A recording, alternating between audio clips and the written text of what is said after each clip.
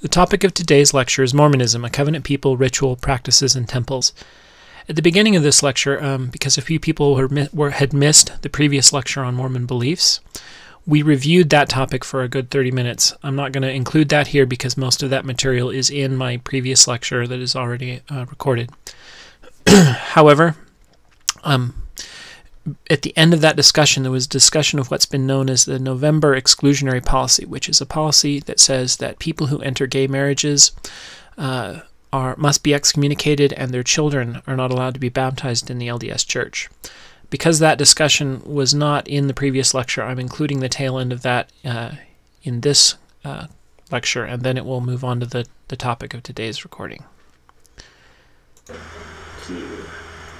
1 second here. What happens to someone who is maybe in a gay rights parade or something like that, and that's against it? Are they shunned in some way? That's hard to say. If you enter gay marriage, the new policy, as of just a few months ago, is that you're considered an apostate. They will excommunicate you if you're in a gay marriage. If you're just living with somebody, this is one of those really weird moments where the LDS Church is supposed to be all about family, but if you're living with somebody, well, then you're sinning, but maybe we'll just try to love you back into the church to give it up. So then they try to break up that arrangement. If you marry somebody, you're in open rebellion, so you're an apostate, they'll excommunicate you. So it's almost like they encourage fornication as opposed to marriage if you're gay, right? Yeah. It's really dumb. Isn't there also a doctrine that it's not just that those who enter gay marriages have to be excommunicated, but their families themselves specifically have to shun them? No, but their kids. That's not. Their families don't have to shun them, but their kids aren't allowed to be baptized or taught.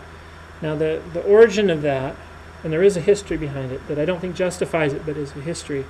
When the LDS Church tried to get the polygamists out of their ranks, the polygamists are these people who kind of believe that the church has authority to do, some of them, right? Some of the splinter groups are these people who think the church has authority, but they've gone kind of astray. But they still have this lingering authority.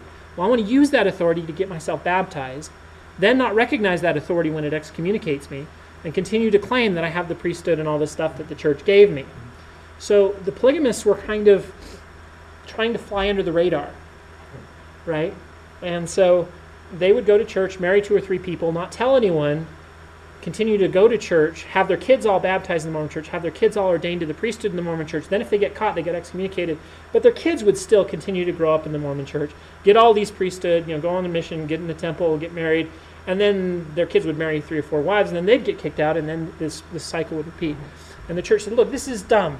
If you're the child of a polygamist, we're going to make you wait till you're 18 to get baptized to try to stop this cycle. When you're 18, you can be baptized if you stand up and say, I renounce plural marriage and I will follow the church's rules on plural marriage. Now gay marriage comes along, and the church is like, gay marriage ruins the plan of salvation, it destroys the entire purpose of life, you can't do it, and people were doing it, and then saying, well, I think the church is wrong about gay marriage. Some of these days they'll change their mind. We'll just wait. And they excommunicate me, that's fine. But I want my kids raised in the church because I believe in the church, just I think they're wrong about gay marriage. And the church is like, hey, we know how to deal with this. And they did exactly to what they do to the polygamists, to the people, to the children of gay couples. And the situation is really entirely different. And I don't think they thought their way through that. What's really happening a lot, and I've seen this happen in my friends and family already, is people often will have children, gay people will have children through a mixed orientation marriage, meaning a man who is gay or a woman who is gay will marry someone who's not gay because the church told them to, and that's what they're supposed to do, that's the purpose of life, so they'll try it. They'll get pregnant, have kids, realize it's not working, get divorced. Now, if the kids, and then that person enters a gay marriage, let's say, if the kids live with the gay parent, they can't be baptized now.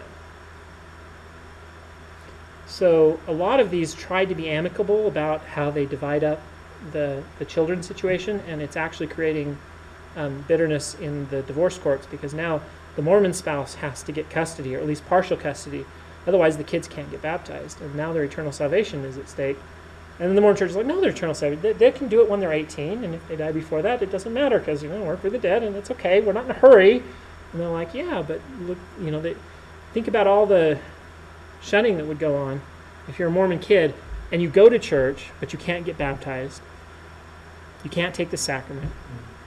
You can't get the priesthood when you're 12, if you're male. You can't. So it's a horrible, horrible policy. I can see exactly what they're thinking when they did it, but it was not very well thought out. Well, now I actually do understand how that even happened. So Yeah. I'm very thankful that you told me that, because I was just thinking, Jesus, that punishes people worse than fornicators. That's right. Kind of weird how that kind of thing works. And out. especially they have a doctrine that specifically says, we believe mankind will be punished for their own sins and not for the sins of Adam or their parents. That's an official Mormon doctrine. And so it looks on the surface to be completely contrary to their own teachings and doctrine. Now, again, their response is, we're not punishing the kids. We just are trying to deal with this whole situation that happened with polygamy, where these kids would grow up and then they'd go off and be polygamists, and they were trying to use us to get the priesthood when they never believed in some fundamental teachings. We want to make sure these kids are old enough to know different and believe our teachings about gay marriage before we want to baptize them. And we're not punishing them. We're just waiting for them to be adults and make sure they're willing to accept our doctrines before we baptize them. That's their position. And it makes sense. I mean, it's really easy to make fun of them and to really criticize them. But from their perspective, it makes a lot of sense. From my perspective, it's dumb. Right? But the problem isn't intentional antagonism, or they're not trying to ruin people's lives. They're trying to do what they think is right. But you don't have to be intentionally you don't have to hate somebody to destroy their life. You just have to not understand. And that's where we're at, I think. It makes a lot of sense to me. Go back to that doctrine and how it actually is something that you can go back and you find Right. something that. I mean, their doctrine leads them down this path. Now, it's not impossible. What you could do is you could say, well, let's just assume a new revelation. What would it look like that's going to be okay with gay? It would look something along the lines of, God allows marriages for time. So let's think about this for a minute. I have a grandmother. She was married in the temple. My grandfather died. She remarried. Now, polygamy doesn't work the other direction. So that marriage can't be for eternity unless she gets divorced from her first husband. But her first husband is dead. She doesn't want to get divorced to him. She still loves him. So the church says, well, we will bless this marriage for time. In eternities, who you're married to will be worked out. The church blesses this marriage for time because of the benefits it offers in this life for now. So you can imagine a revelation that says homosexuality is a situation that afflicts us in this life. We don't know where it comes from, why it's here, but given its existence, marriage of opposite genders creates suffering, harm, and breakups and single kids, and it's damaging. So we're not going to recommend that anymore, and they already don't. Celibacy, though, is not a good idea any more than we want my grandma to be celibate. For the benefits marriage offers for time, we're going to allow gay couples to get married for time. We're going to allow them to continue to come to church, and in eternities, God will figure out who they're married to. You're astonishingly smart, James. Right? I mean, this is a subject I spent a little time thinking about, right? So, but that revelation is not impossible. There's a way to do this that would fit with Mormon theology. But it will take a little bit of reimagining on the part of some leadership.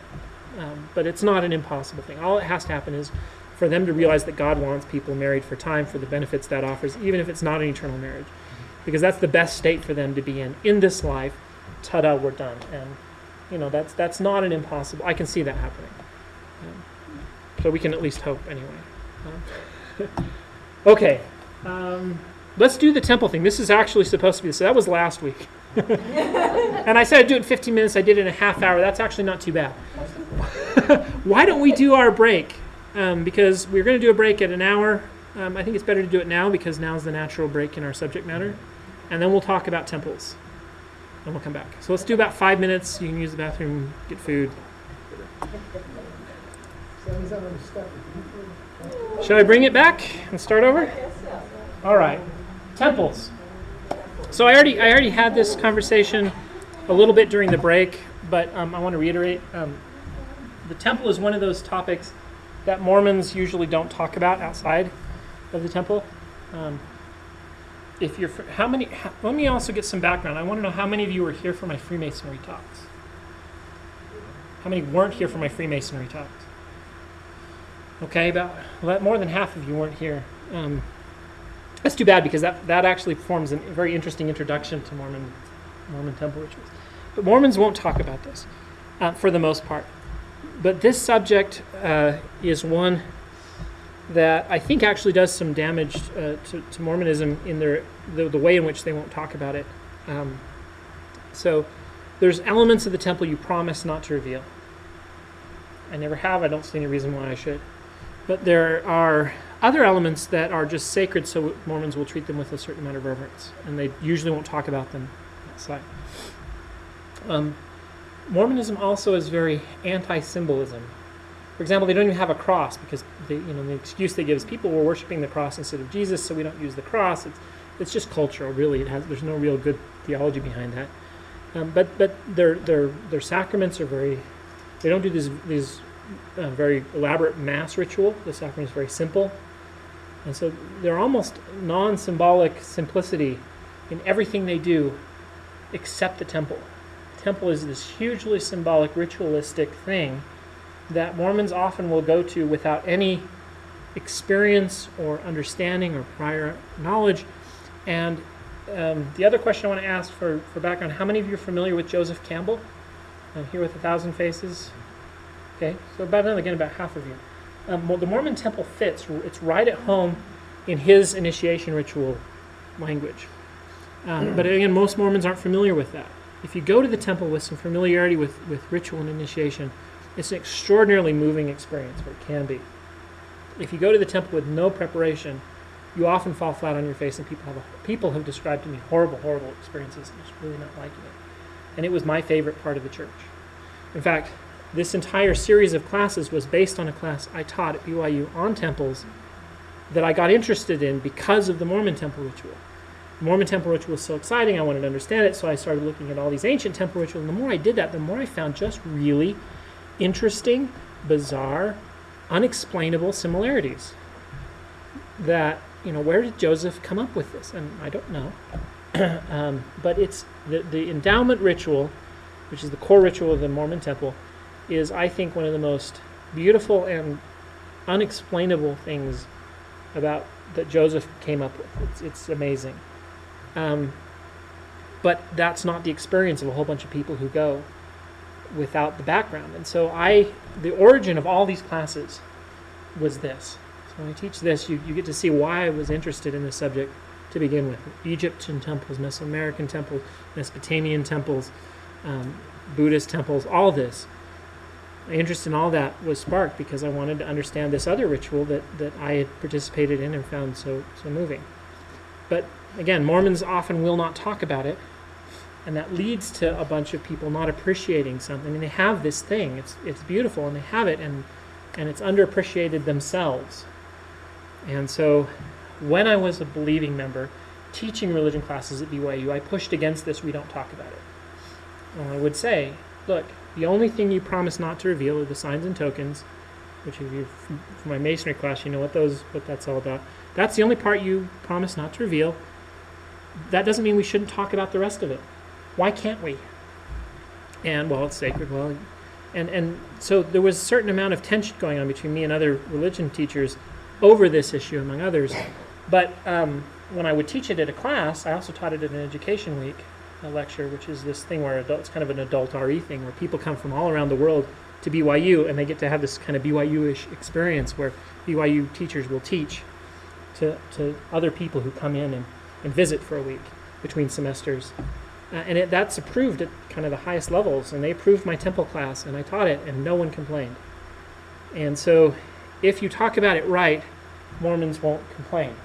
When I told several of my Mormon friends that I was teaching this class, a lot of them flipped out because they saw the topic, and they're like, well, why would you want to expose our most sacred rituals to a bunch of non-believers? And I think if they were to come to my class, I'm going to teach it the way I taught it to a bunch of Mormons when I was at BYU. And no one complained. And I think they wouldn't complain if they were here. So my point is I'm going to try to do this in a respectful way. And I also want to express both that I'm going to do it respectfully if possible, but also that I like this. The temple isn't one of those things that I complain about. When I complain about Mormonism, it's gay marriage, it's whatever, and I miss the temple. I mean, I wish I could go.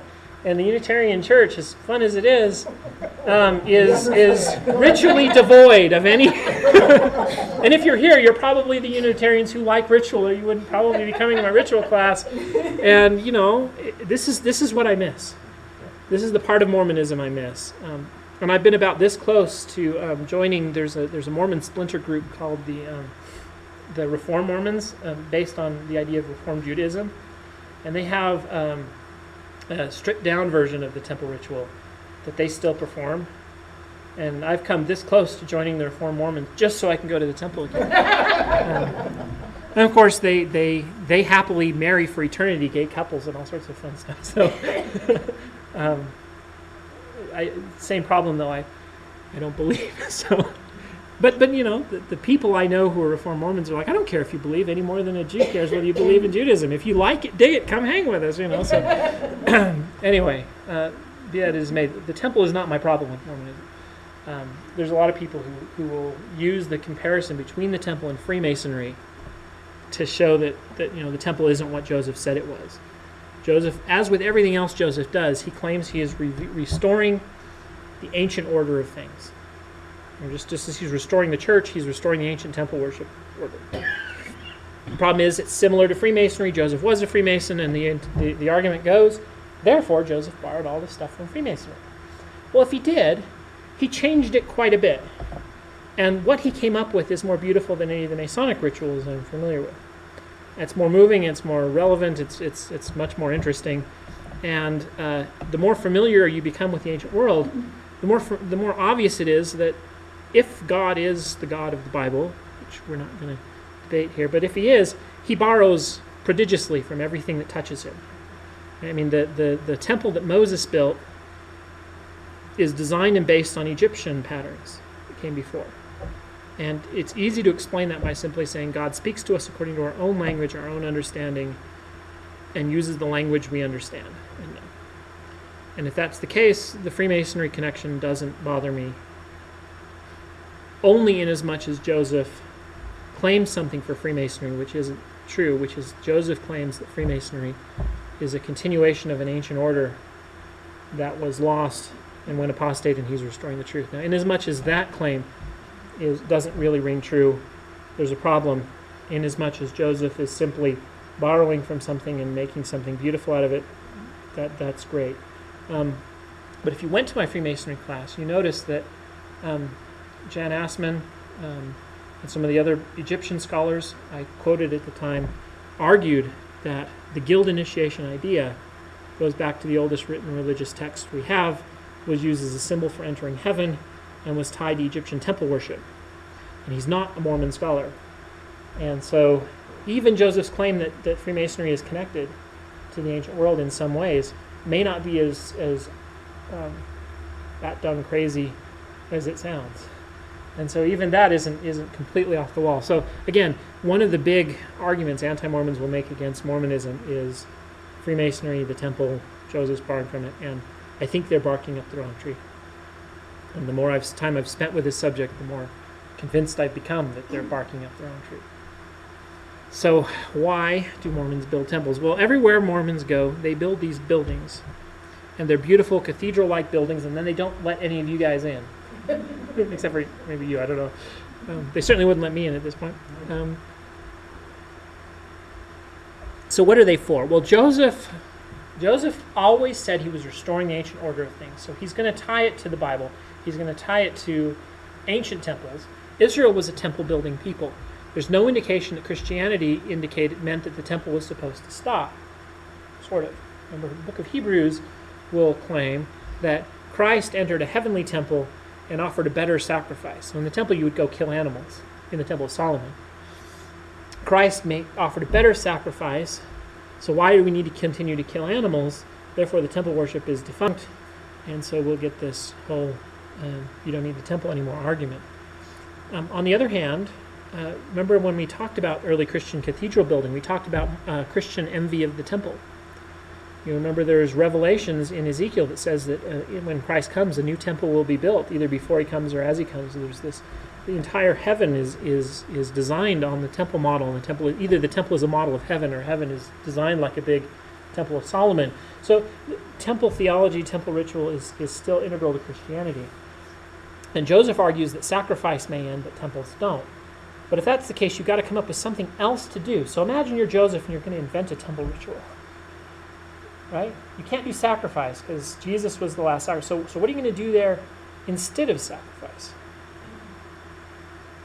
What is the building for? If you're going to build a temple, we already build churches. Churches are places where we get together and we have the Last Supper. The Last Supper is a ritual designed to remember Christ that, to some extent, replaces sacrifice. We remember the sacrifice of Christ instead of offering a lamb that prefigured the sacrifice of Christ. Okay. So now you're going to build a building that's different. Now, in the Israelite temple, the average person couldn't go. You had to be a Levite or a priest to enter. So the first thing you do that's different is you have to have a certain worthiness requirement to enter. That's why they won't let any of you in. When the temple is first built, they have an open house. If you ever get a chance, go. They're beautiful. You get to see them, go inside. Do not pass up a chance to go to a Mormon temple open house if one is in the nearest 6-hour drive or something.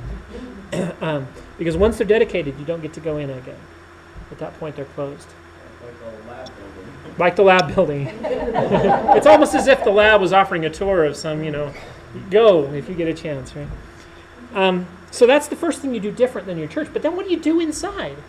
I mean, we still don't know. What are you going to, if I was going to make something, I wouldn't know where to begin.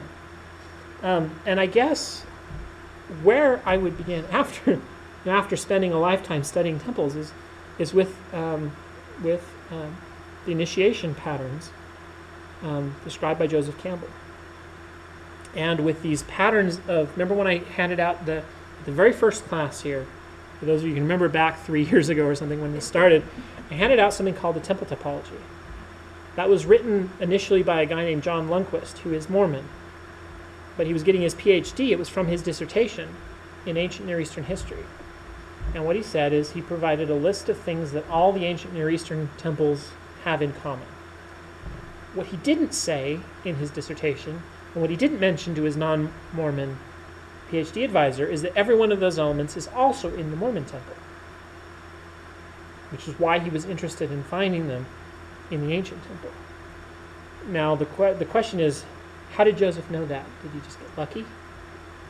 Some of them are present in Freemasonry, so it could just the borrowing could account for it. But some of them aren't, and yet he gets it right. So the first idea is we're going to model this on ancient Israel.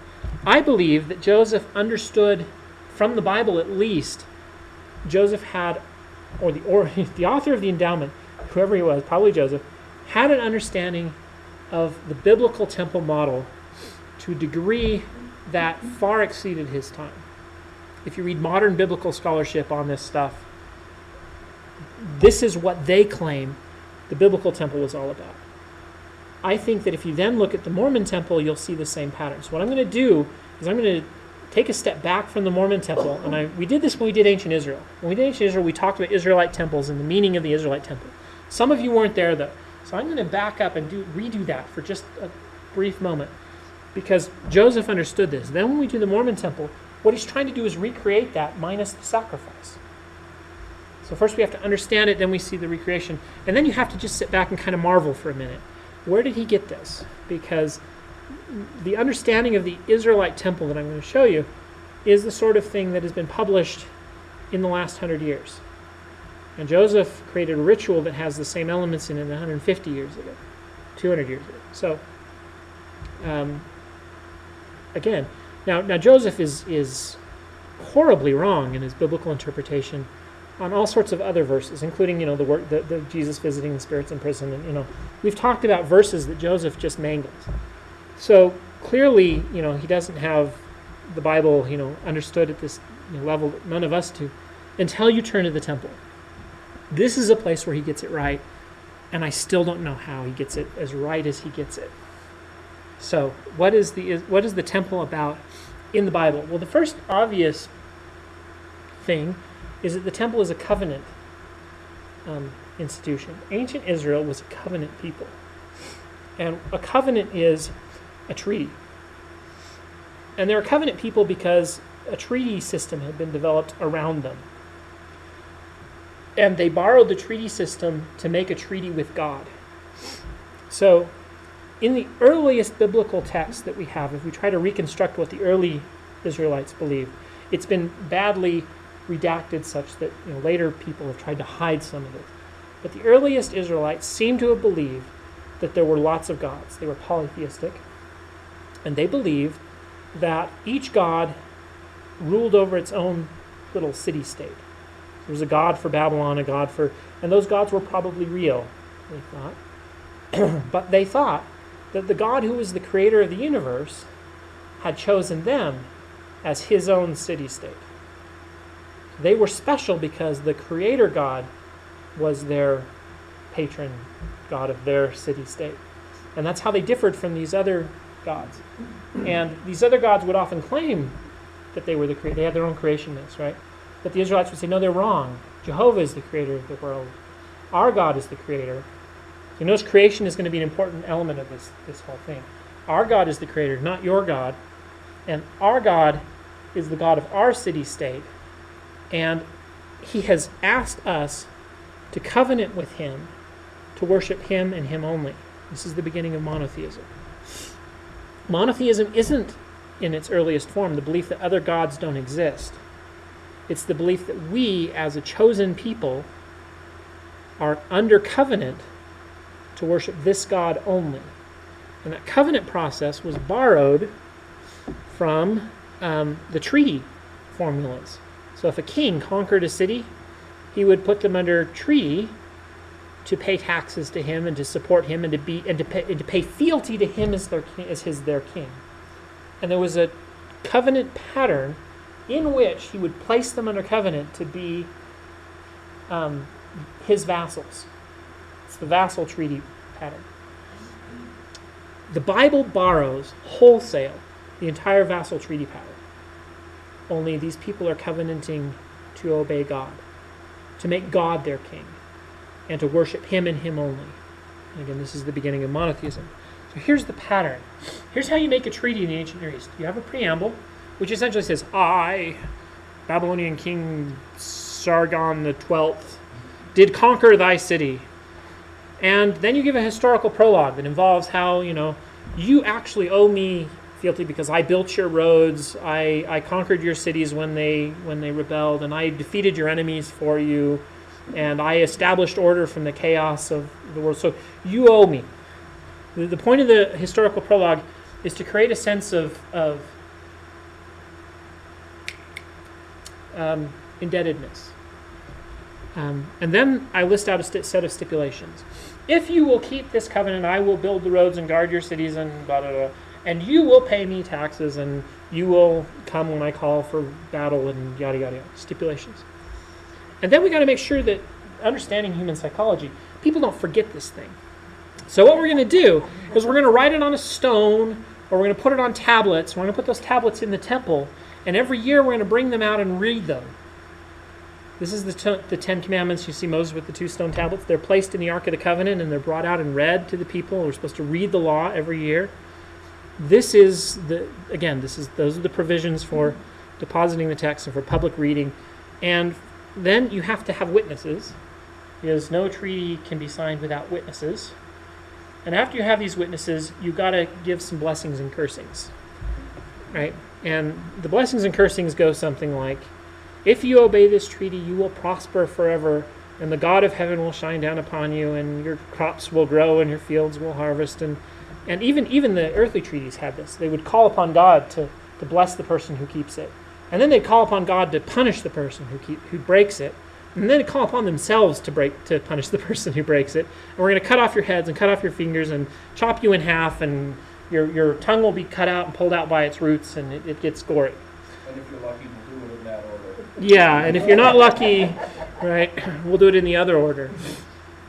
And those are the blessings and cursings.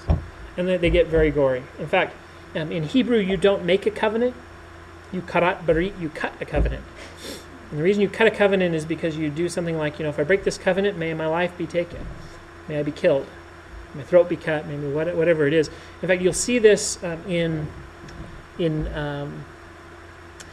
the story of Abraham. You remember Abraham, when God makes the covenant that he will have children as numerous as the stars of heaven? Abraham cuts up the animals in half.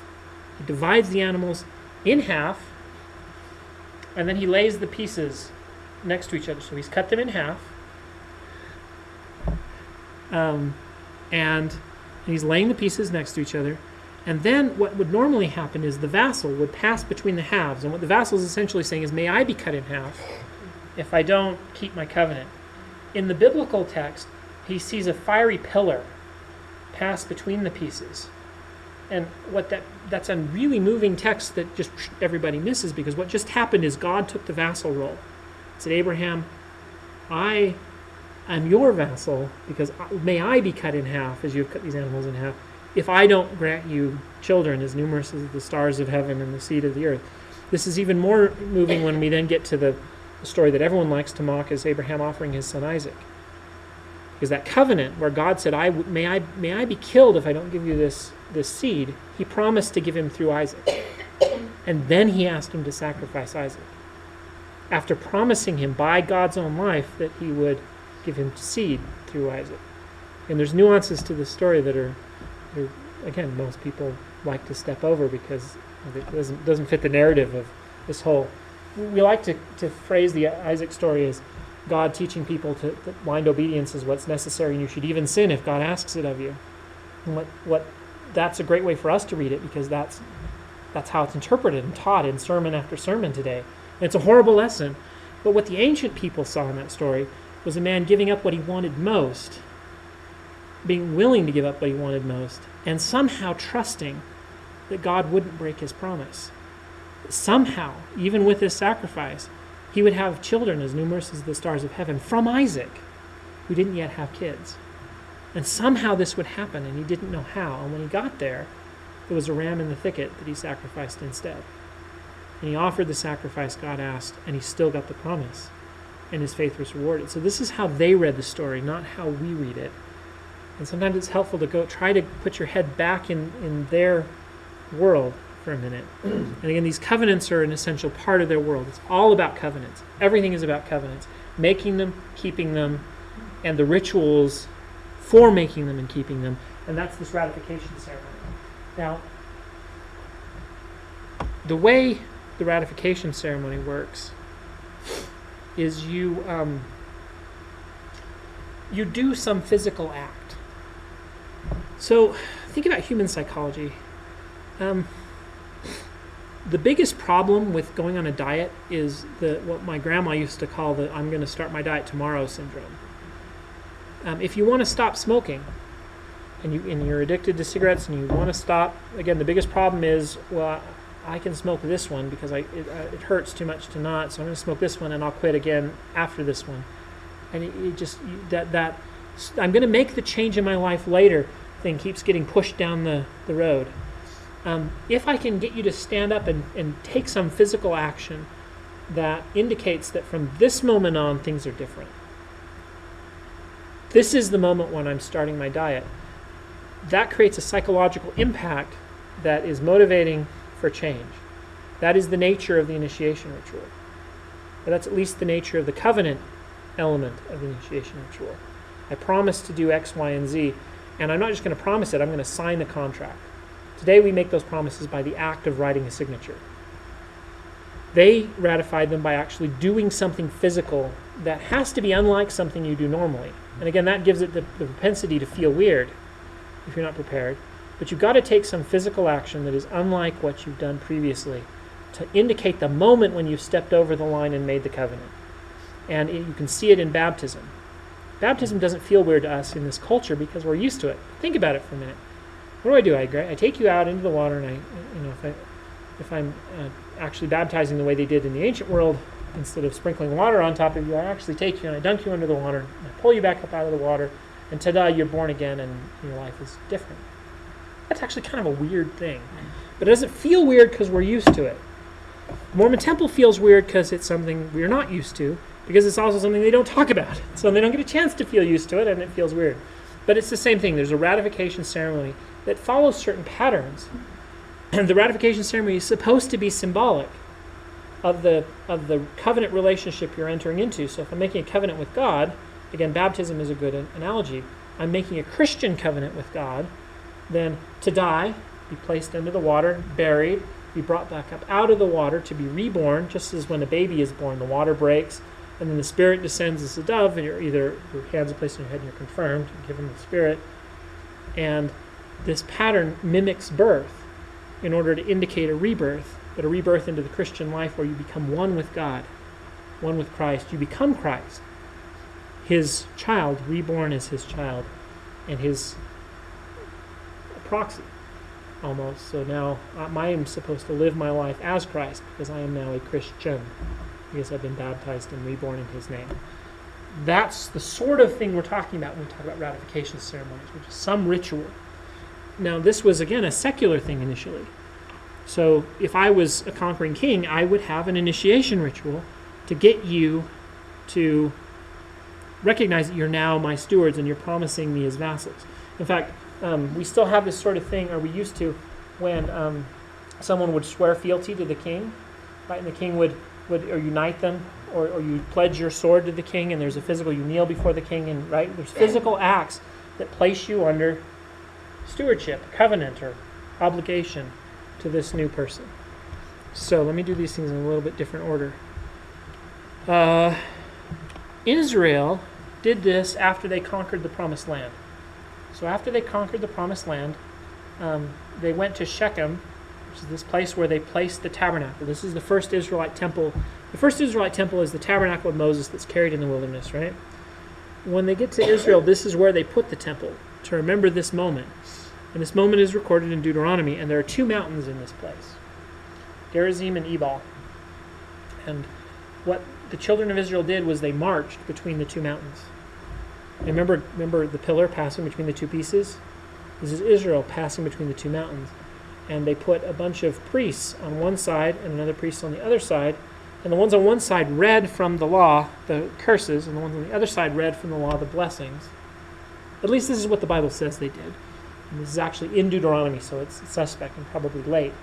But whoever writes Deuteronomy is thinking in this vassal term, and this is a vassal covenant ritual where you pass between the halves and you're presented the blessings on the one hand and the curses on the other. And you're now placed between them because you can now choose.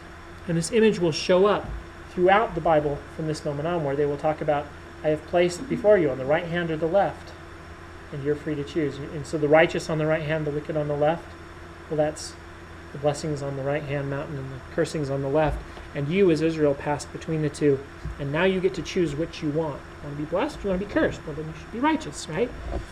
And so this is again an example of a covenant ratification ceremony.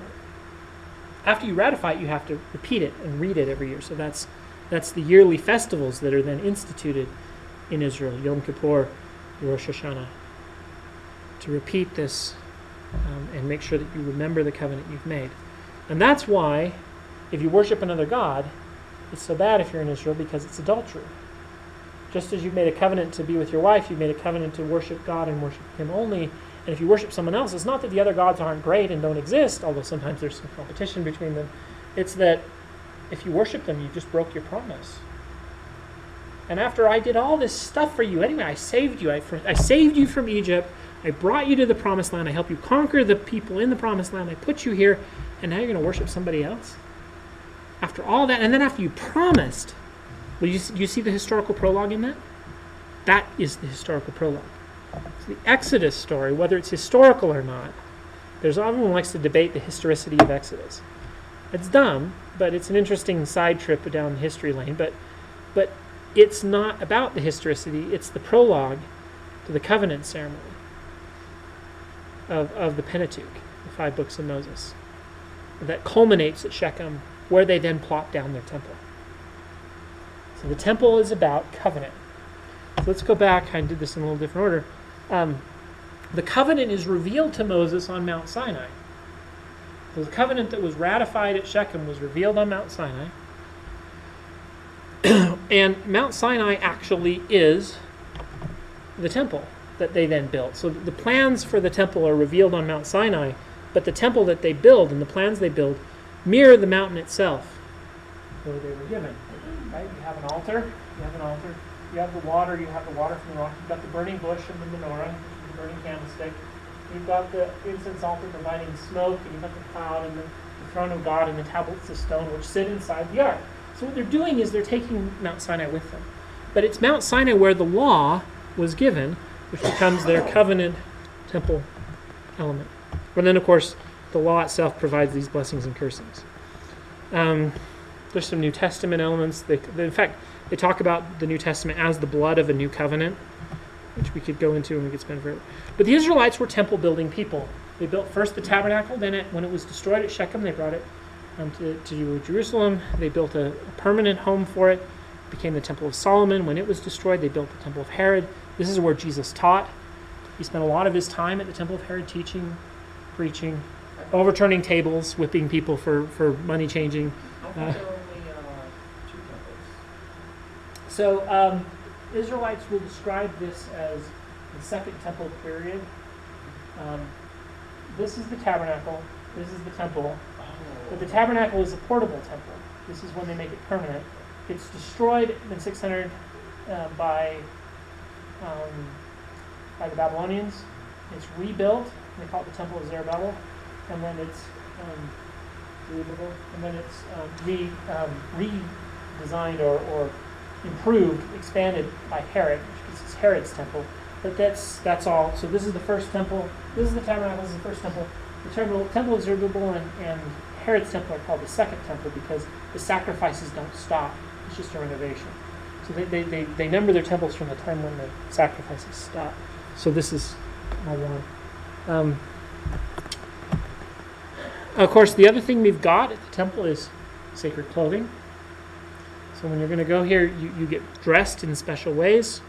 Being dressed in a certain way, again, has this psychological impact. We're going to dress you up as a priest with certain clothing that each has ritual meaning to it. And again, this whole thing has psychological impact. I'm going to tell you a story about a lady. She was Mormon. She'd been Mormon her whole life. She was married to a member of the bishopric, so a counselor in the bishopric. And she'd never gone to the temple. She'd never felt worthy because she smoked. Mormons don't smoke. Breaks the word of wisdom. So here she was, wishing she could quit and unable to quit. She tried hypnosis, all sorts of things. And we sat down and we said, well, we have a no smoking program. Would you be willing to try it? She said, sure. So we invited all of her friends and family over. We had a big party. We said, this is the first, you're now a non-smoker. And she smoked a cigarette 5 minutes ago, right? You're now a non-smoker. I am? Yes, you are. You're never going to smoke again. And we're here to celebrate that moment with a big party with all your friends and family. And we're going to have another one next week to celebrate your 1-week anniversary of being a non-smoker. And all these people are here to come to that party again next week. And we'll celebrate it. And we're starting to get presents and buy food and everything right now for that party. And by the way, if you fail and smoke, those are the witnesses, by the way. That's the witnesses to the treaty. If you fail and you smoke, you're going to have to call all these people and tell them that you failed, and you're going to have to cancel this party for everybody. And she looked at us, says, you serious? Yep, we're serious. You asked us to help you quit smoking. She's like, okay. and then we had, then there was then we made her do a physical act. She crushed her cigarettes and she signed a contract. I will never smoke again. I promise that from this moment on I will never. And then we had these reminders. She was supposed to pray every day to ask for help. And we had these reminders, and part of it was borrowed from the 12-step program and all this stuff. We did all this stuff. And there were people with her to help her every day to make sure, if she was feeling the urge, they would come and they would help her. She quit. She tried her whole life. And this worked when nothing else did. And it was egregiously stolen from the initiation ritual ancient world covenant treaty pattern, right?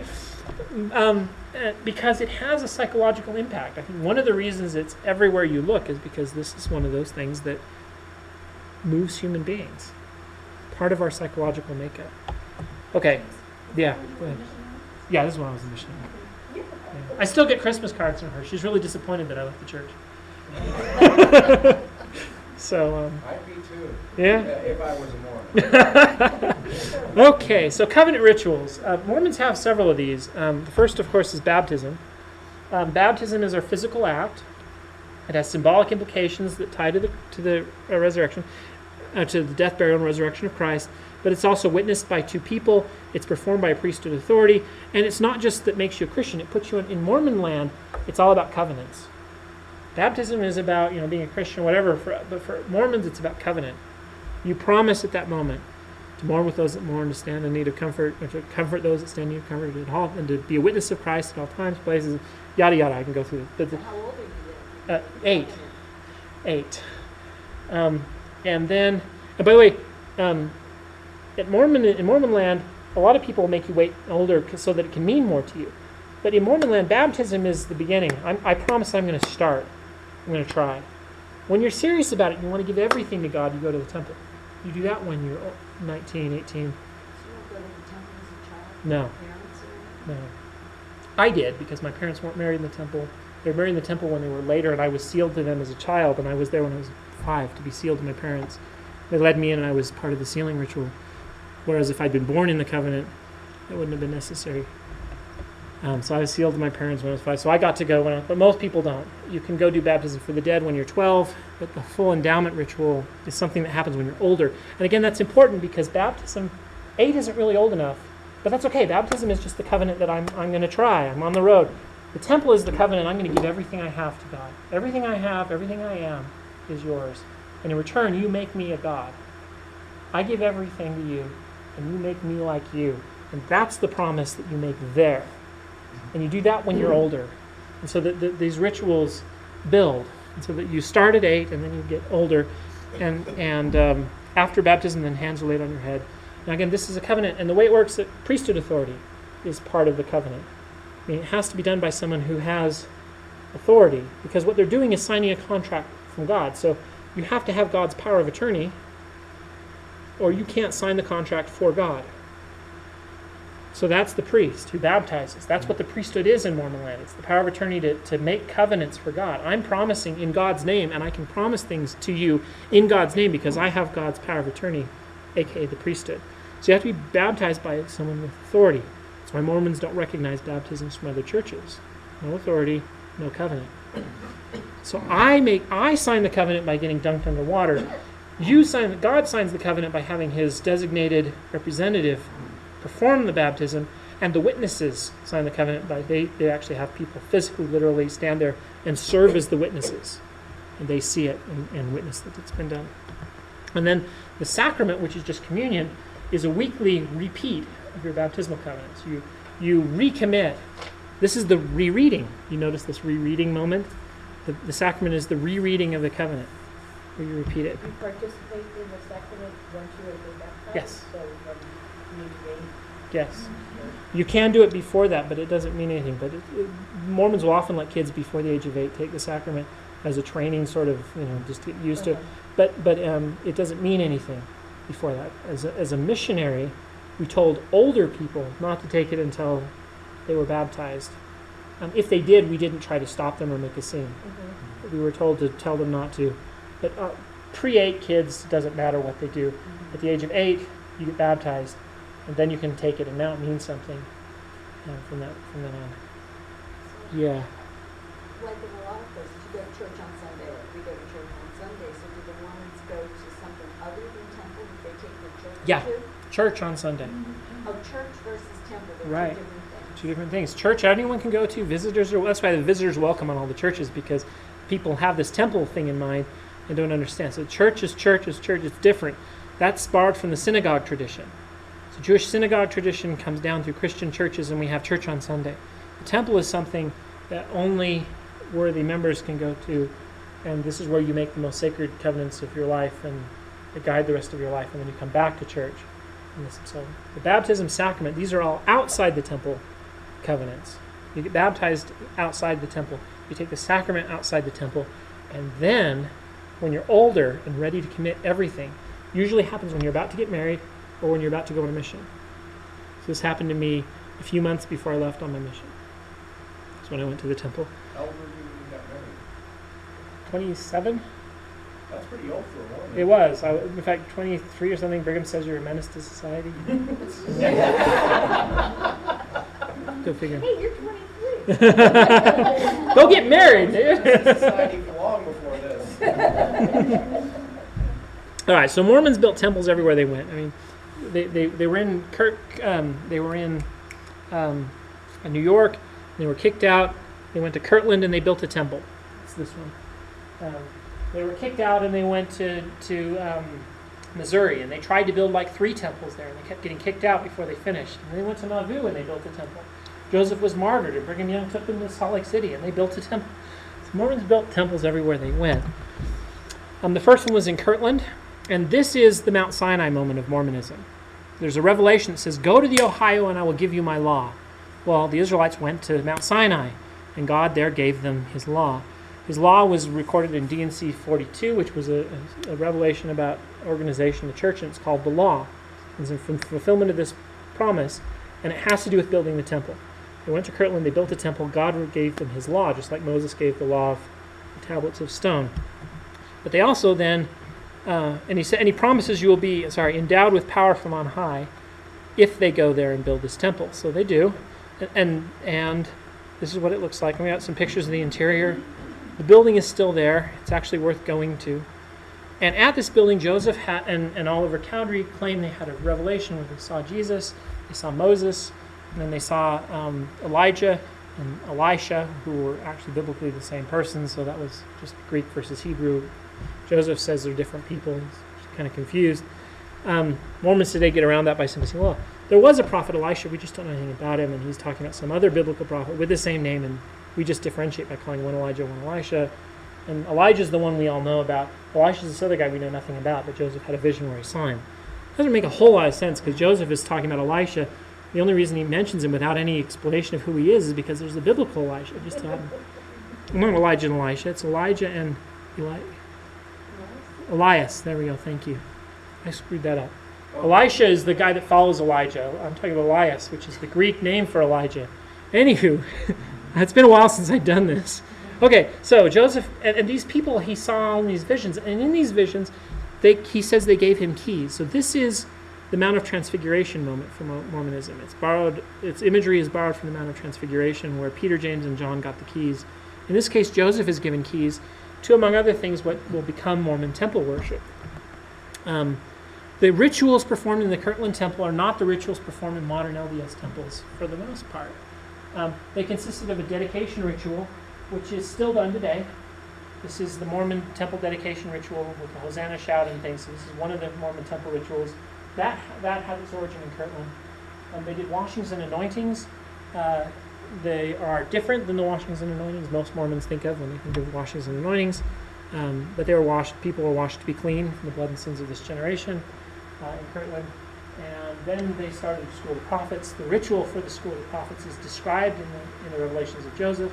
It was actually this very beautiful kind of greeting where the prophet would go to the school first, and then he would raise his hands above his head and greet each person as they came in with a set of prescribed words and promise them as to be brothers and to meet them in the bonds of brotherhood.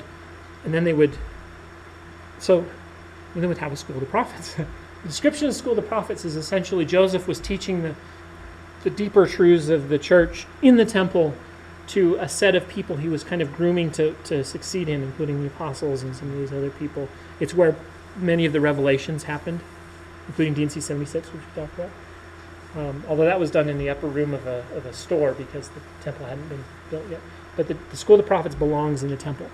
The modern Mormon church has had schools of the prophets in the past. Brigham Young had one, John Taylor had one, and they would do it in the temple and they would follow this ritual. So here's a ritual that was kind of introduced that has shown up in Mormon history whenever Mormons reinstitute the School of the Prophets, which is one of those rare things, and usually they don't talk about it even if it's happened. So if the prophet is having a School of the Prophets, we don't actually probably know about it.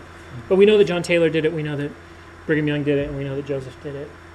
Yeah, well, you've been mentioning a couple of times about DNC 42. Yeah.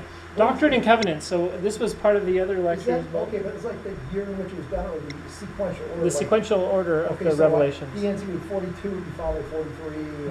Okay.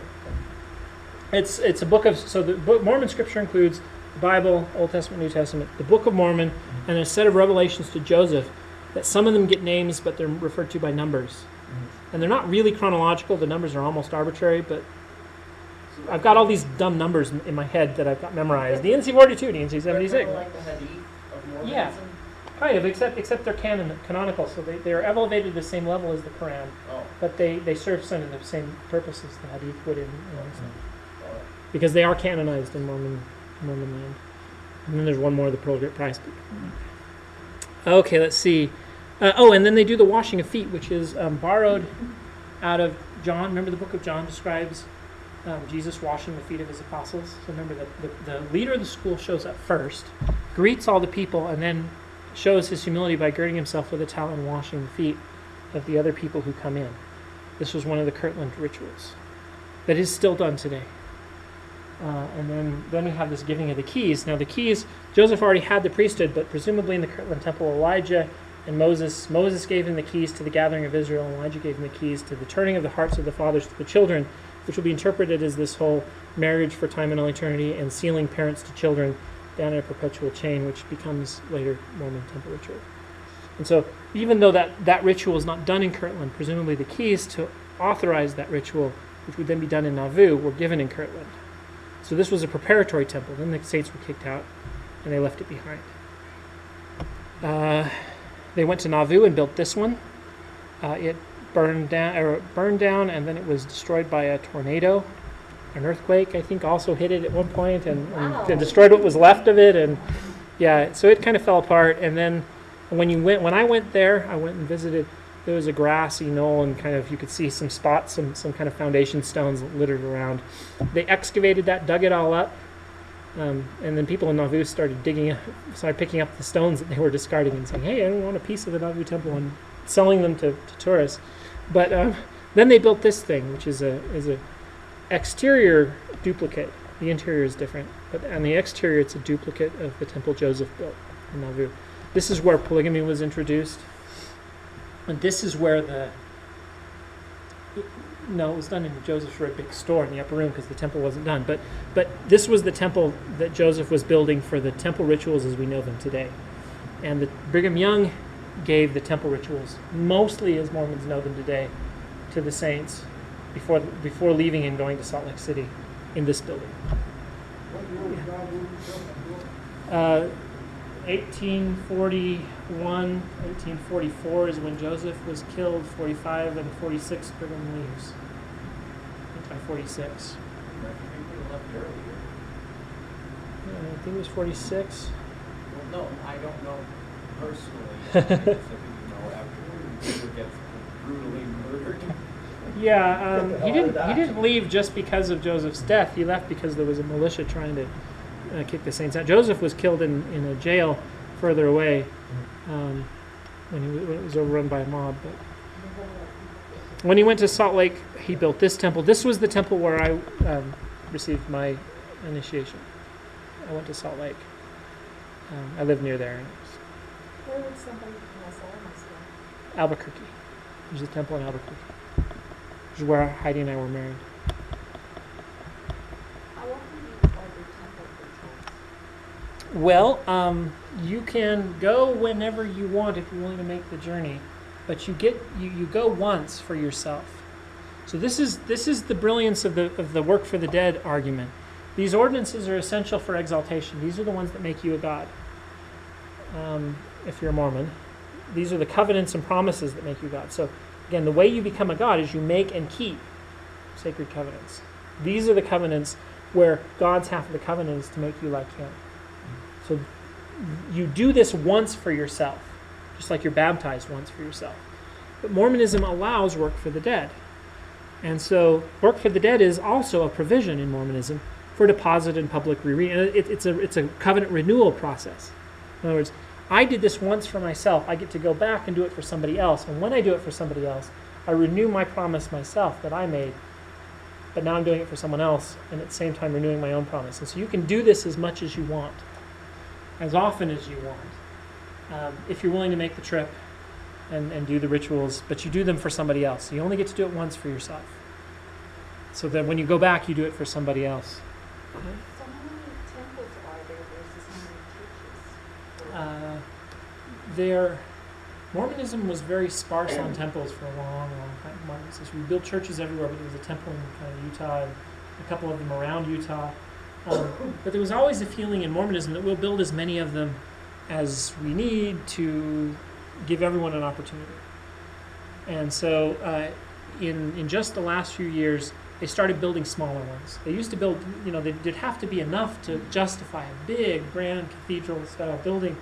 And at some point, Gordon Mahinckley said, we're never going to get people who are poor are saving up their entire lives so they can go on a journey hundreds of miles away, sometimes thousands of miles away, to the nearest temple to get these rituals because they want them for their families, so they can be married for eternity, etc. And that's not fair to these people. So he started building smaller ones. And so now they're building little ones kind of all over the place. And I think that's a much more humane kind of way of doing You this. said you go back and do a ritual for someone else. Yes. Does that person have to be dead? Yes. Yes. And yes, this is the pilgrimage Hajj. This is the Mormon equivalent of the pilgrimage Hajj. But you have to go to a Hajj to a temple. You don't have to necessarily go all the way to Salt Lake City, because they'll build the temple closer to you, and then you can go. Yeah, yeah. So it's not quite as demanding. I was reading a bit about that one where Phil was like this horrible stampede that killed hundreds of Yes, people. that was just last year, at the Muslim Hajj. But you know what's interesting about this? As you make it more convenient, you also make it less meaningful. Someone who saves up their entire lives to do this finds greater meaning in it than somebody who does it just to do it. Because they can do it every 5 minutes because they live 5 minutes from one. I live 2 hours from one right now. We all do it. So, yeah.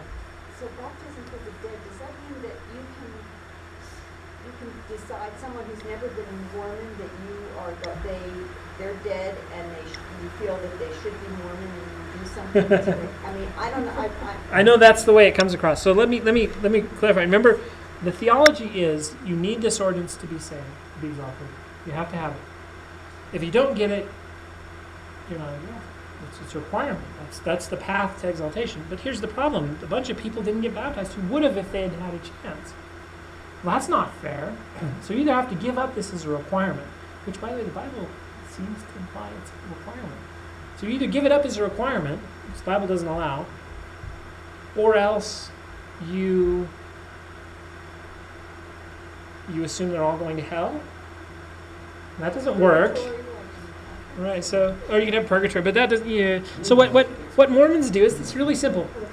It's not really simple, but I'm baptized. If I want to renew my baptismal covenant, it's actually good for me to get a chance to renew my covenant. So I'm going to let you, and when you do it for someone who's dead.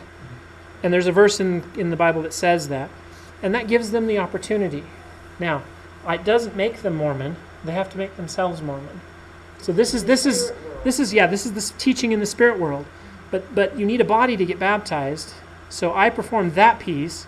It becomes available to them in the spirit world. If they accept it, they make themselves Mormon. And so there's a bunch of, some people who are descendants of Holocaust victims want to baptize for their own ancestor, and then Jews freak out. These people died because they were Jews. And you're going to make them Mormons? And again, from the Mormons' perspective, well, I'm not making them Mormon. I'm providing the opportunity for them to become Mormon if they choose.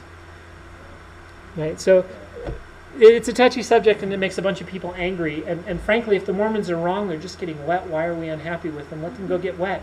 I'm glad they love me. When I die, some Mormon's going to get wet for me. I'm glad they love me enough to go do that. Pat them on the little head and give them a big hug and say thank you. If they're right, they're gonna give me an opportunity to be saved and exalted. And so if they're right, that's great. If they're wrong, they got wet and it showed that they love me. I don't really feel too bad about that. It's really hard to get angry, I think. But. So that's why you would do a baptism for the dead for somebody like Jeffrey Dahmer. Yeah, Ted you Bundy, could do that. Or Bernie Madoff. Yeah. Or normal people. But it wouldn't guarantee that they become a Mormon. No, it would wouldn't. give them a chance, and let's face it, they probably wouldn't take it. Or even if they tried to take it, worthiness is also a requirement. So this chance is offered to people who would have accepted it if they had been given the chance in this life. Yeah. And Mormon's interpretation of given the chance is very broad, because mental diseases maybe prevented them from having a fair chance. Maybe Jeffrey Dahmer is going to be exalted because he was mentally ill and it's not his fault. Well, So, I can sort of, Mormons will probably baptize themselves for everybody, including the mass, because they consider that they don't have the opportunity to judge. God gets to judge. So 3 things have to happen. The baptism has to happen. The person has to be somehow judged worthy by God, is the only one who gets to judge. We just baptize everybody. And then he has to choose to want it. that's fascinating. And those three things happen before the baptism means anything. Go ahead, Lisa. You have- You have a question about genealogy and made me think that these days, you can't just say, my neighbor died and just put their name into the baptized into the garden. You have to just do Your line. your direct ancestors. And they forced you to do that because there were too many people who were getting baptized for famous people or for willy-nilly. And the church, that was creating controversy, and especially when Holocaust victims I got think baptized. The that's- Jews, the Jews really flipped out, and the Mormons tried to say, well, we won't do that, Well, what I which was a heard- really big concession for them, really. They said, we're not going to do that. You can only do it if they're your descendants. And now they can't even, I don't think. Seems like that such they're a wonderful thing. I mean, if you really believe all this. Right. You know, somebody you care about, then you would. I never understood quite the outrage over it, Well, but the they opposition I heard is that I heard people describe it as a sort of cultural identity that Yeah. was done to people, who weren't their own, and I can understand. I can understand that. Okay, I apologize, but we need to cruise because I want to go through these 5 rituals, and I only want to spend like 3 minutes on each one of them. And then this is the rituals done in the temple, and you get to see what they are. And I'll show you pictures of where they are. And then we need to quit because we are now officially at the end of our time. So I'm going to spend about 3 minutes extra on each of these, and I am not doing another class on Mormonism. So we're not going to put this off and do it next time. We got to be done. So I'm going to spend 3 minutes on each of them, and then we'll quit in maybe even about 10 minutes. Okay. So these are the rituals. Baptism for the dead. We've already seen baptism for the living, so this is the same thing, except all work for the dead has to happen in a temple. So they have the baptismal font in the temple, which looks a lot like the laver baptismal. It wasn't a baptismal font in Israel, but it looks like the laver in Israel. There's that big water basin used for washings in the Israelite temple. There's baptism for the dead. They also will ordain dead people to the priesthood after baptism, and then we have these initiatories. Initiatories are bizarrely similar to the opening of the mouth ritual in ancient Egypt, but it's this touching of various body parts and washing them, that you may be clean. Your eyes can be clean so you can see, your nose so you can smell. You touch the different parts and bless them to be clean from sin, and then you anoint them. And this is again, this connected to this deification idea. You anoint them to become a king and a priest to the Most High God. But one day you are anointed so that one day you can become. But what do you anoint in Israel? You anoint kings, you anoint priests. So one day you can become a king and a priest to the Most High God, and that is the definition of deity. God is who He is because He is a king and a priest to His Father, and you become a king and a priest to Him. That makes you a God. Now this is where the misogyny comes in, because we anoint the women to be queens and priestesses to their husbands. Now, I want to clarify where that's coming from, because in Mormon land, we're going to have we're having theosis. We're making people like God, right? So we are all children of God and daughters of God and Heavenly Mother. Okay, but we all worship God. We don't worship Heavenly Mother. We worship God. So we're all His children. We all worship God. If a woman became a priestess to God, that's great. But the whole point of this plan is to make this person down here a god. If she wants to hang out forever with her father, she could be a priestess. This is why Mormons reject priesthood for women. If you want to be a priest to God, you can, but that means you get to hang out with God forever. We're going to make your husband into a god. It would be really nice if you were in his kingdom, not your father's kingdom, because you want to leave your father and go to his kingdom. So we're going to make you a priestess. So women in Mormonism are priestesses. They're anointed priestesses in the temple, not outside, to their husbands, not to God, because we're going to make gods of their husbands. Now most Mormons you talk to will vehemently deny what I just told you. And the reason is because that's not usually how it's understood today. Most don't understand the wording. The wording is there. They don't know where it comes from. The description I just gave was how Joseph and Brigham Young understood and taught this. This is the way they, when they created this ritual, made it this way. And this was in the days of polygamy. So you had multiple women who were all priestesses to their husband, who has become a god. And by so doing, they become a goddess. So they actually use the phrase, we're not just making gods of our husbands, we're making goddesses of our women. But the only way to do that is to make them priestesses to their new God, because they want to be in that kingdom, not in this one. Right?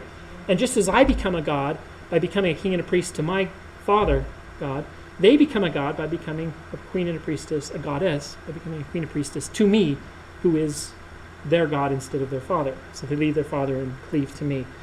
So what you get here is something that's beautiful, cool, and deeply misogynistic. And it's a hangover from Joseph and Brigham's day, and the wording is still there, and Mormons don't understand it anymore, and they don't know where it came from anymore. A lot of them are disturbed by it, but they don't know why it is what it is, or how it came to be, or even necessarily what it means. It's just this wording that's there. But this is the anointing, and this is the initial story. Endowment. The endowment is this ritual where the creation, fall, and atonement of God, are acted out in play form, where you play the role of Adam and Eve. You fall, you see the creation, you are created, you fall, and then you repent. And in your repentance process, you make certain promises, including the final promise to give everything you have to God. When you give everything to have to God, He promises to give everything He has to you. You symbolically pass through a veil, and you return to a room that represents the presence of God, and you return to the presence of God. That's the initiation ritual. So this is the big one. This is the long initiation ritual that is the heart of the Mormon endowment. Then we get eternal marriage and the sealing of parents to children. This is, again, to make you a god, we've got to bind you together, and this is where we marry men and women for eternity. And then we seal any children they have to them as their eternal progeny. And if the children are born after the eternal marriage, they're automatically sealed. Otherwise, a ritual is performed to seal. And that's why I got to go in the temple when I was 5 and be sealed to my parents, who were married in the temple after I was born. They'd been civilly married before, and then were sealed after I was born. And then we have the second anointing, which is one most Mormons don't even know exists. This is a ritual performed by the prophet or his designated representative that promises exaltation to somebody. And in that ordinance, you're actually anointed a king and a priest to the Most High God. Theosis happens then and there. And so it's not you're anointed to become, it's you are. And the way Joseph described this was, if you ever have a theology that involves works in any way, this is why works are rejected, by the way, by so many Christians. If works are involved, how do I know that I'm saved? None of us are perfect. None of us do enough. And we're always filled with this nagging doubt. Am I doing enough? And what Joseph essentially says is the way you know that you've done enough is when God tells you. And he calls that calling an election, a moment when you know that you're worthy, that you've done enough, and God accepts of you. And calling election can be provisional or it can be permanent. And permanent comes through revelation. Whereas God is promising not only that you're good enough now, but you're going to stay good enough. And I know that because I know the future. And a lot of Mormons will interpret it as, now I get to sin and it doesn't matter, I've been so good, God will save me anyway. And that's not actually the deal. The deal is, you're so good, I know you're not going to fall away. This becomes problematic when people who've had the second anointing then fall away, which has happened. And so this is one of those rituals that every ritual before that you request for yourself. That ritual, the prophet calls you and says, come by my office next Sunday and don't tell anyone why you're coming. And the reason it's so shrouded in secrecy is because primarily what we don't want, and what they don't want, is for people to be bragging.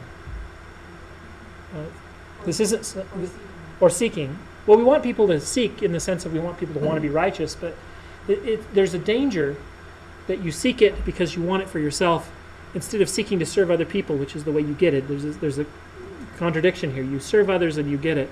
And so, but so the prophet calls you, and because you don't request it, and because we don't want to know who's got it, because we don't want the people who have got it bragging about it, it's very, very secretive. They don't talk about it. They don't tell about it. And about most Mormons you talk about won't even know that it exists, although the wording is there.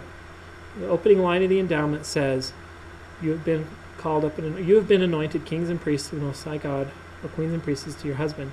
If you are true and faithful, the day will come when you will be called up and chosen to become kings and priests to the Most High." That's a reference to the second anointing. It's in the wording of the ritual, and most people think, oh, that has something to do with after I die or whatever, and it's actually this ritual they're talking about. What percentage get it? No idea. Okay. And they don't tell you. No numbers? No numbers, nothing. But what we do have is we have some of the record books from Nauvoo have fallen into kind of public domain hands. much to the chagrin of the Mormon Church. And we've got a few numbers for second anointings done, both for the dead and for the living, in Nauvoo and elsewhere. And we've got lists of names. I also have several journals.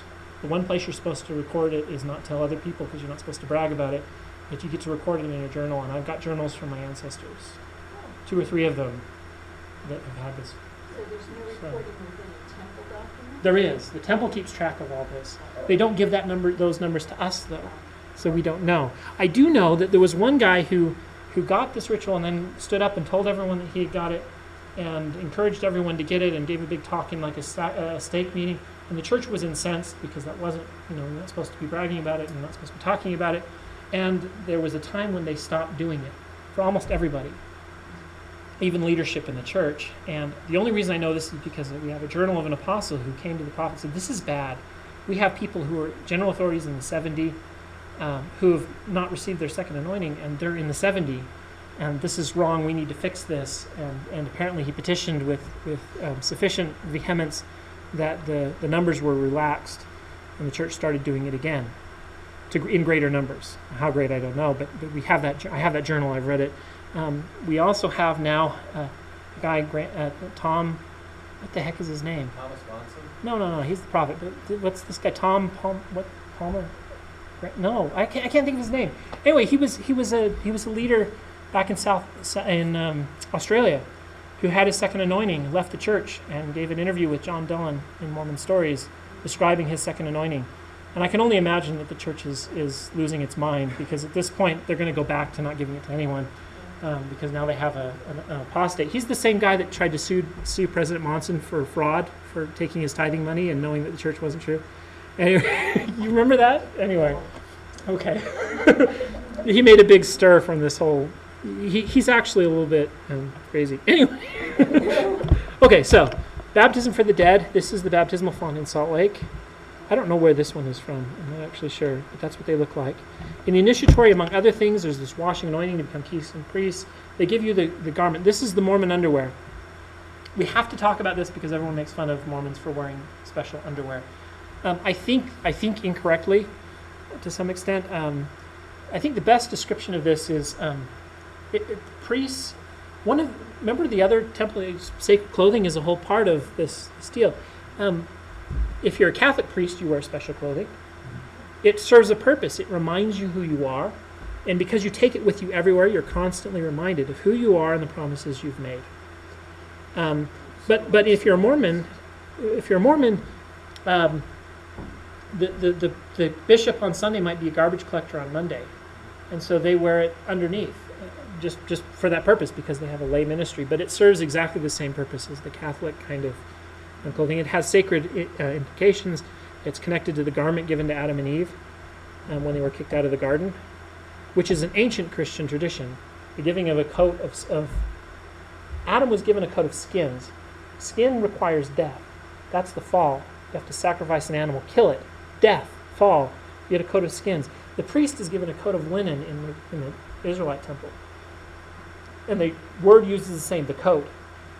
But it's intentionally similar and opposite. Because the coat of white linen is made of a plant material that doesn't require the death of an animal. And so this is the coat given to Adam and Eve to protect him after his cast out of the Garden of Eden, to cover his nakedness. But it's also the reversal thereof. Just as the coat came through the fall, this is the garment given through the atonement. And the sacrifice of the animal was, the garment given to Adam was probably created through the sacrifice of an animal in the text. You have to kill something to make that coat of skin. So we kill an animal, that's the first sacrifice. We give them this coat from it. So it's the flesh of Christ that you then wear everywhere you go.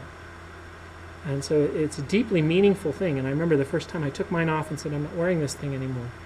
And I was just devastated because it meant so much to me. Even though I knew it wasn't right, it wasn't true, it meant something to me.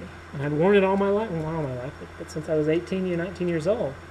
And now I was, in my 30s taking the thing off. And I felt utterly weird not wearing it. And I have an interview with a guy who was an FLDS member, Fundamentalist Mormon. And he's an atheist now. And he's been an atheist for 20 years, and he's still wearing his garments because he can't bring himself to take them off.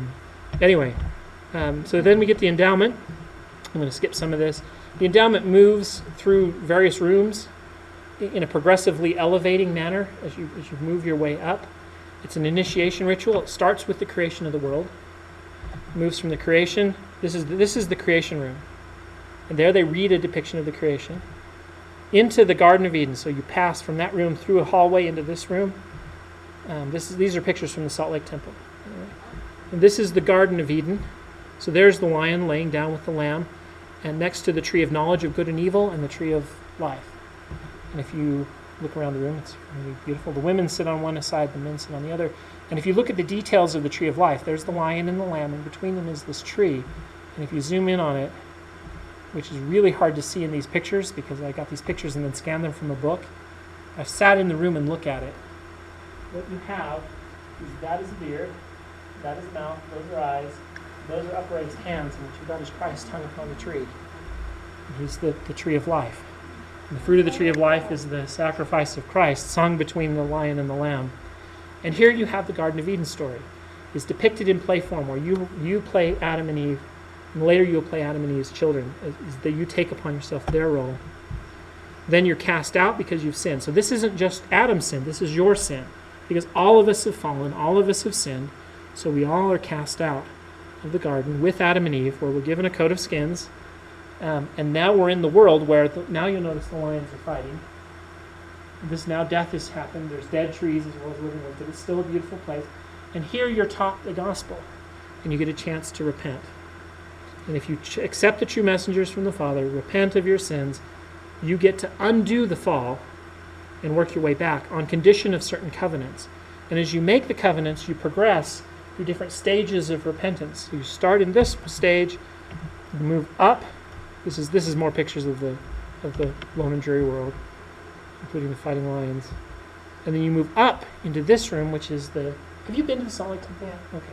So now you're in the terrestrial room. These are the three kingdoms now. You got the telestial, our world, terrestrial, the better world, the world as it should have been before it fell. We've almost reversed the fall and made it to the millennium in this world. And then the celestial, which is the world as it will be when we become like God. At the edge of the terrestrial is an altar for sacred prayer. And this matters. Remember the Temple of Solomon. You got a courtyard where Adam and Eve offer sacrifice. That's the first lone and dreary world. Then this world is the holy place of the Temple of Solomon, including the altar for prayer, which is the golden altar of the Temple of Solomon. And behind it is the veil. And then you pass through the veil of the temple into the celestial room. This is the Holy of Holies of the Israelite temple. And this is the world as it should be.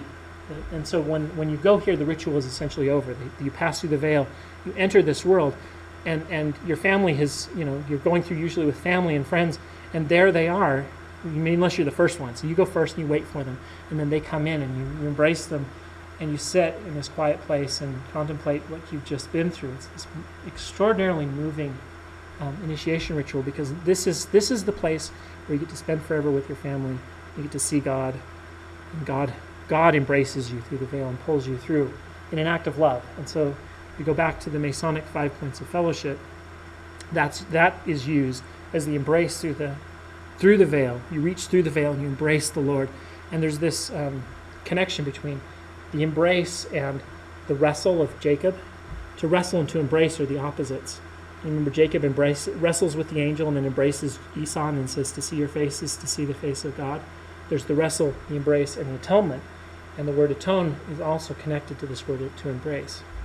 And so you're forgiven, and you're brought back into the presence of God, there to become like him and live with your family and friends forever. So what you have is a creation, fall, and atonement motif that ties directly to what scholars think the Temple of Solomon was always about. There's the altars.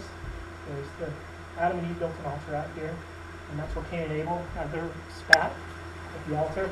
But there's the rivers, there's the cherubim with the flaming sword, there's the tree, there's the altar for prayer here, there's the veil, and there's the Holy of Holies, which is heaven and God's throne, seated on the throne in heaven, and you pass through the veil back into the presence of God. So again, this matches what we think the temple is supposed to be about. The Israelite temple, as Joseph has created a ritual that borrows heavily from Freemasonry, but that has a central motif that is the right motif and the right central story namely the Garden of Eden and Adam and Eve and the creation, that always was supposed to be tied to the Israelite temple. The creation also then serves, and the fall serves as the historical prologue for the covenant pattern that you're making, including the witnesses and all that other elements are there, including the sacred act where you make the covenant. And you move to each of these rooms successfully by making successive covenants, starting at sacrifice and ending at consecrating your life to God. And that's when you pass through the veil. Promise to give everything, then you're ready to pass in and become like God. And he gives you everything in return. So it's extraordinarily potent, but it's also, again, this is a traditional Christian motif that is accurately understood and applied by Joseph in pretty impressive ways. So these are the perspective doctrines: God, creation, fall, and atonement.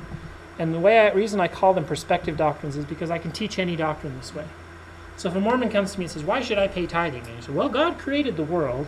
He is your Father and loves you very much, but we have fallen and we're no longer like him. But he's promised that if we will do certain things, including paying our tithing, he will take us back and we will be able to live with him forever and he'll make us like us. Therefore, pay your tithing.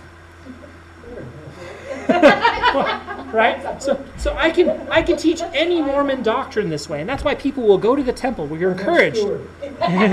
You're encouraged to go to the temple with questions. If you have a question on your mind or you don't know what you should do, people describe going to the temple and having this aha moment where they just realize what they should do. And the reason is because the temple is tied to these perspective doctrines. It puts your entire life into perspective, and when you do that, you see answers to all of your questions. The question is whether the perspective is real. But if it is, this is the way to get answers to all the questions. Mormons go to the temple and come back, sure that they've had an answer to whatever question was bothering them, because you can answer any question through these doctrines. How many The way this Mormons works out. don't believe those? Most. Most Mormons do. You do have to prove some certain amount of worthiness, and you have to keep certain. You go to your bishop, and he gives you a recommend that says, I approve that you're worthy to go. And to do that, you have to answer a certain set of questions correctly. Do you believe in God? Do you believe in the church? Do you believe in Joseph Smith? Do you believe in the Book of Mormon? Do you believe in the prophet? Do you keep the law of chastity? Do you pay your tithing? Are you honest in all of your dealings with your fellow man? Which is one of those, I wonder about some Mormons, how they dare answer that question correctly. But I know that's true of some Unitarians I also know. Yeah, but they don't have to answer that question to their bishop every 2 years. Well, I would, except it works out badly for me every time I do it. So. Okay, so then eternal marriage. The eternal marriage is this ritual that takes place usually in these side rooms right off of the celestial room, at least in Salt Lake. In other places, temples or in other locations. You kneel across from each other in an altar like this. And usually they have mirrors on either side. And as you do that, you're staring into each other's face, reflected back and forth across the mirrors, off into eternity. And you take each other's hand and promise to love each other forever. It's a really beautiful sort of thing. This is where I was married in these beautiful little, and they're very small rooms because it's not a party like a traditional marriage. You invite your very closest family and friends in a very small room and you make this promise. And then you go outside and you have your party. And so this is how most Mormons are married, in small little rooms like this. And of course, then you have the problem that if your family can't answer those questions right, they can't come. And that can cause all sorts of family strife. But it also creates the movement. I mean, I guess if you want to make a space sacred, what you have to do is make it exclusive. That's where the human feeling of sacredness comes from. And they do that. That's why they do it. And the ritual is more meaningful because it's exclusive. It feels more meaningful because it's exclusive. It's also potentially damaging. The exclusionary nature of it can also be potentially damaging to family. And so you pay a penalty for something that's also beautiful. And those things are in tension. And I don't know the right way to balance those tensions. And then we have the second anointing, also called the fullness of the priesthood. That happens in what's called the Holy of Holies, which is kind of misleading. The Celestial Kingdom is the Israelite Holy of Holies, but then it has another Holy of Holies, which is a place usually reserved for the prophet. He'll go in there and he'll pray. This is where the prophet goes to get his revelations. But it's also used to provide this ordinance of calling an election to those who are deemed worthy. And it's the details of the ordinance involve something similar to the initiatory washing and anointings, except anointed to be a king and a priest instead of to become.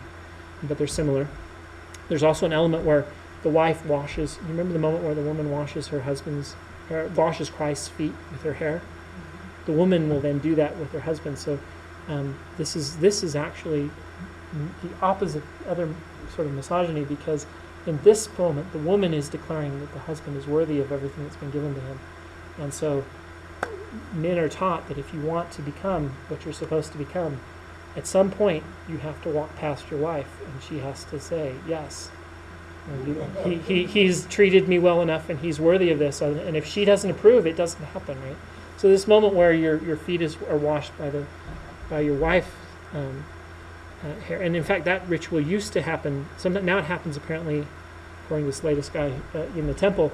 They used to send you home and make you do that in your bedroom, and usually sex would follow. At least in the journals of a long, long time ago. But this is the crowning achievement of Mormondom, and this is the room it happens in. And there's a picture of Joseph Smith praying when he first had this vision where he saw God in Jesus Christ. So you can imagine the prophet going here, kneeling at the altar in this room, and praying for guidance with this stained glass window, which I have seen because I've gone behind it. Never been in this room, but I've seen the stained glass window from the other side. And you can imagine that sort of thing. There's only about 3 pictures of this room in existence. And these are at least 2 of them. And the wife actually uses her hair. Yeah, she's supposed to wipe his feet with the hair of her head. That's hard to do. No, you don't have to have long hair. And since it's a ritual, my guess is you can do something small, or if you don't have hair. The great thing about this is, these rituals involve body movements, and sometimes those body movements can't be done. And the Mormons are very flexible. You do what you can. If you don't have a hand, you can't do the token. Well, then I touch your stump, and we pretend. And this all works. And so, if you have cancer and you're bald, no one's going to complain. We'll figure out a way to make the symbol match. Maybe get away with something. Yeah, I don't think that's. So I don't know. This isn't the sort of, this ritual at least isn't the sort of thing I've seen done. So I'm basing some. One. So we sustain. The Mormons sustain the prophet and his 2 counselors in the quorum of the 12 apostles as prophets, seers, and revelators. There's one prophet who is the president of the high priesthood and the president of that quorum. But they all have that power, and it becomes presumably active in them when the prophet dies. The senior apostle then ascends, and immediately the authority he already has becomes active. But it's only active in one at a time. That's how it's interpreted. The other, this is also in Salt Lake City. This is the meeting room. This is one of the few. I've never been here, but this is the meeting room for the Quorum of the 12 and the First Presidency. This is where they meet to have their discussions about whether they're going to let gay people's kids get baptized, etc. So that's it. We are totally over time by about a half hour. I am so sorry, but that's the way this goes. So there you go. If there are a few questions, feel free to leave. If there are a few questions, though, I can spend another 5 or 10 minutes answering questions, and then I'm going to go home and sleep. Go ahead. They talked about, you talked about how they're supposed to give everything to God. Yes, this is the final covenant is consecration. Okay. Is that manifested in their wills? No. So in their will, they can give stuff to their family. They don't give it all to the church. Yeah, but the promise. So in Joseph's day, they actually gave everything to the church physically, monetarily. They gave everything, but this is in the New Testament. There's a New Testament group that did this too. But they would give everything to the church. The church would then redistribute it evenly, and everything belonged to the church. But you were now no longer owners of it; you were stewards of it, and your job was to take care of it and make an increase. But everything was owned in common, and it was socialism, which is funny because the church is libertarian. Because remember, the plan of salvation is all about choice, and that is justified by Mormons saying we believe in communalism by choice. Socialism and communism are taken by force from one person to another. That's the usual justification. So the government comes and says, you will pay your taxes, you will give this to the government. And the law of consecration is, I give everything to God willingly, and I choose to belong to this social order that's almost a utopian socialist thing. Oh, so that's how you get like a Glenn Beck. Sure. Like libertarian. Yeah, Glenn Beck is an ultra-libertarian because he's Mormon. Yeah. Absolutely. His politics are derived directly from his Mormonism. Even though Mormonism has this history of socialism. It's full of libertarian ideals within that socialism, and that's how they meld the two. One is a willing gift, and the other is forced. Now, this social order failed to work almost every time the Mormons tried to implement it, and it would fall apart. And you'd have the traditional socialist freeloader problem, and it would fall apart and it would fail. So the prophet would describe that failure as you weren't worthy. Right? I mean, if you live up to your worthiness, you will work for love instead of for force. And I don't need profit motive. You will work because you want to build the kingdom. That's the motivation, right? And he's right. If we could just motivate people for that, we wouldn't need the profit motive, and it would always fall apart, and then the people would be blamed for failing to live up to the ideals. And at some point, the church said, well, we're not doing this, not because it's not right, but because you're not worthy. But then you go to the temple and you promise to do it. So there's a tension. Mormons don't live this law. We keep private property, but we've covenanted to do it. And so the general interpretation is we promise to give our lives to God. And we will give our lives to God in the best way we can figure out. We're not going to economically live the law, but we have to be willing to live it if ever called upon to. And our hearts have to be given to God, and we have to put all of our time, talents, and energy into building the kingdom and God. So the best way to do that might be to take care of my family, because that's the best way to build the kingdom of God. So it doesn't mean I'm going to abandon my family to poverty. Maybe I go to work on Sunday, but I go to work during the week so that my family can have a roof over their head, so that I can raise righteous children, so they can. So it's not one of those things where Mormons all give all their money to charity, but you're supposed to have dedicated everything you have in your life to God at that point. Whether you then live up to that ideal or not is another question. But presumably, again, calling election comes in fulfillment of that particular ideal, especially. Calling election is given presumably to people who really can give everything to God. When you really give all of your heart to God, it all comes back. And that's what happens in the play of the endowment. So the play of the endowment, you see that whole process, but that doesn't mean it's happened to you. The calling and election ordinance is presumably that moment depicted in the endowment when it happens to you.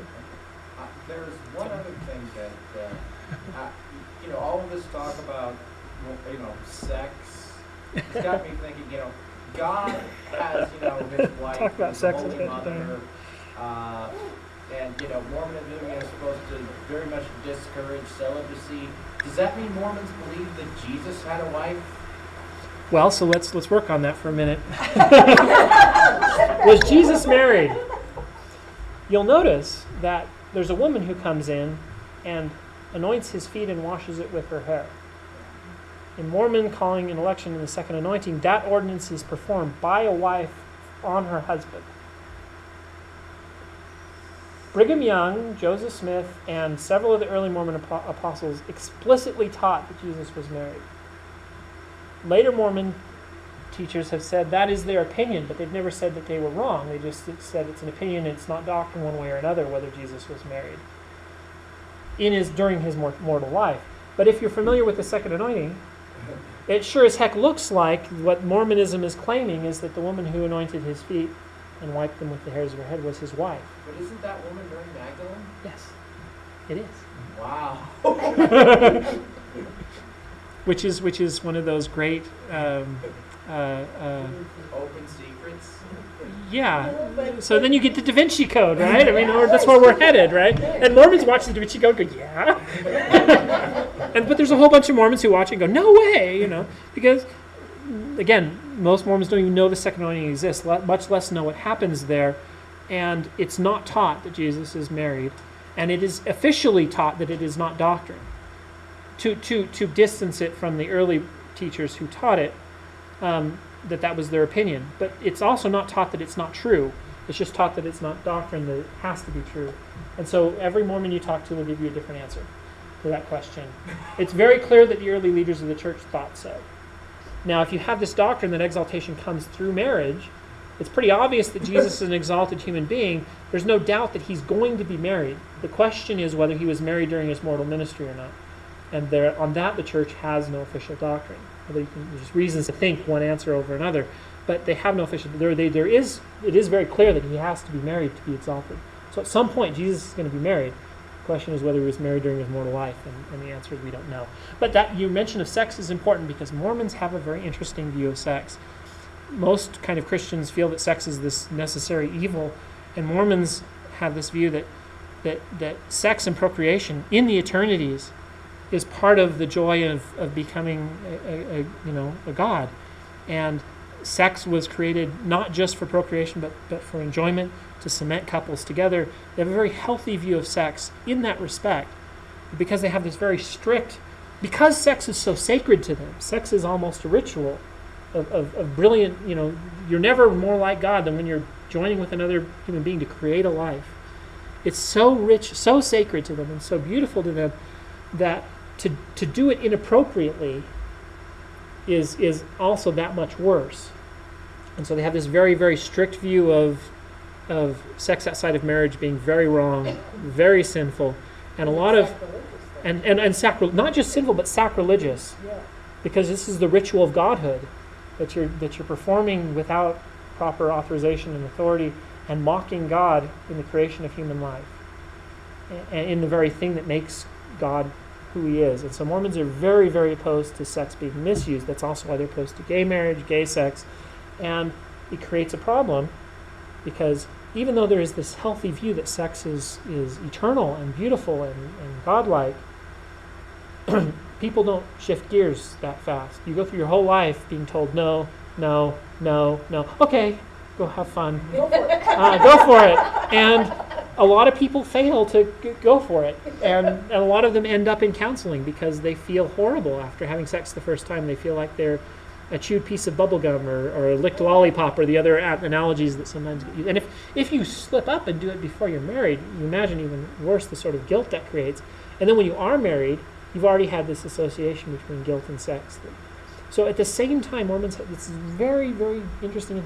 They've got this view that sex is great, eternal, godlike. Jesus may have been married, may have probably had sex. The idea that Jesus had sex would freak out so many other people. And Mormons are like, of course, so what's wrong with sex? Of course Jesus had sex. So what?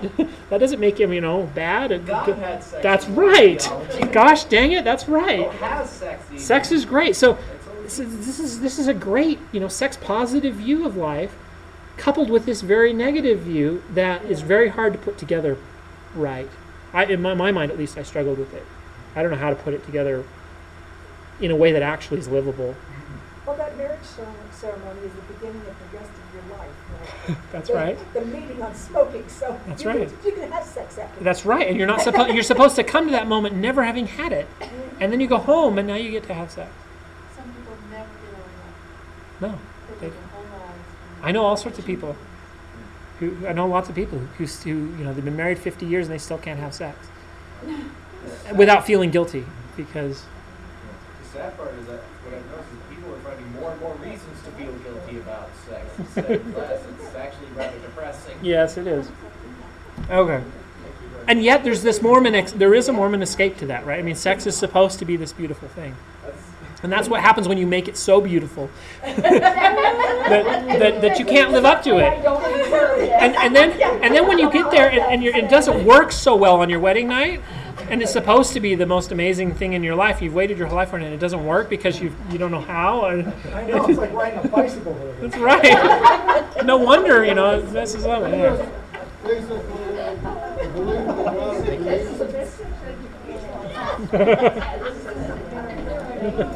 Thank you. Thank you. Have a good day. Thank you all for Day's coming. over. Have a good night.